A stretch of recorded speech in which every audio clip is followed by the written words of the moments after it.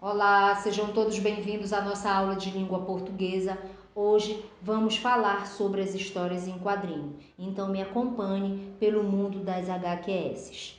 Histórias em quadrinho é um gênero textual em que a narração ela é feita quadro a quadro e, em geral, combinando a linguagem verbal com a não verbal. Então, esse tipo de gênero, ele é narrado, é uma história que é narrada de quadrinho em quadrinho e ela segue uma sequência.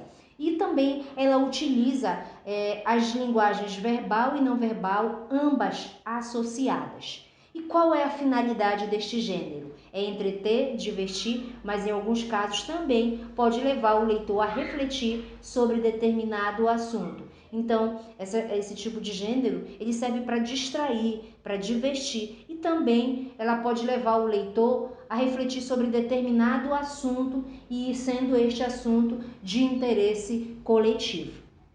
E onde nós encontramos esse tipo de gênero? Em livros, revistas e jornais, impressos e digitais, blogs e sites. Então, geralmente, é neste tipo de veículo que nós encontramos a HQS.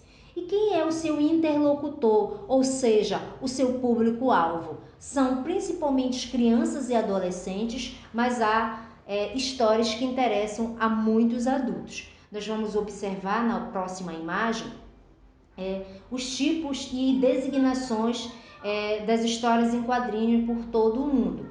Então, nós temos a primeira imagem da primeira história em quadrinho colorida que existiu no Brasil, que é a Turma do Pererê, que foi criada, nessa época era designada como Gibi, e foi criada por Ziraldo em 1960. E nós temos a mais famosa delas hoje existente no Brasil, que é a Turma da Mônica, que é uma criação de Maurício de Souza na década de 60.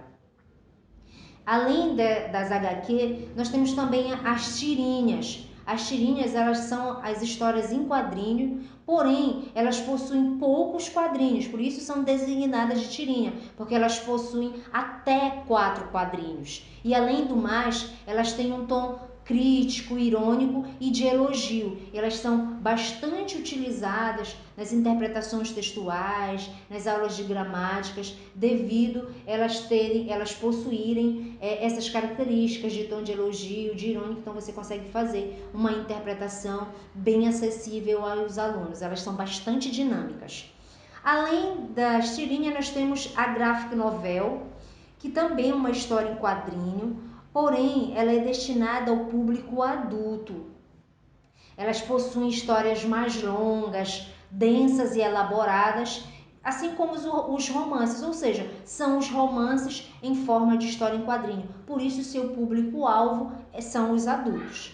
Além da graphic novel, nós temos os mangás, que são HQS japoneses.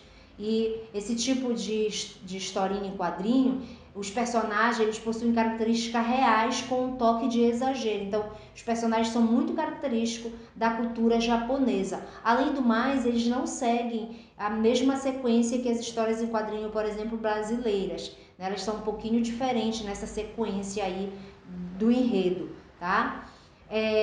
Nós temos também o comics, que são as histórias em quadrinhos que são designadas, são conhecidas nos países norte-americanos, no caso Estados Unidos e Canadá, e eles na verdade narram as séries da Marvel, dos super-heróis. Bom, agora nós vamos falar um pouquinho das características desse gênero.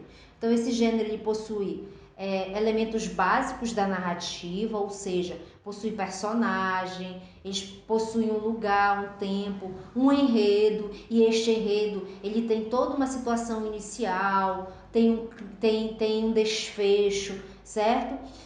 Bom, possui também uma linguagem verbal e não verbal, nós já falamos a respeito, devido ela ter a presença da língua escrita e da imagem, então nós observamos a associação dessas duas linguagens.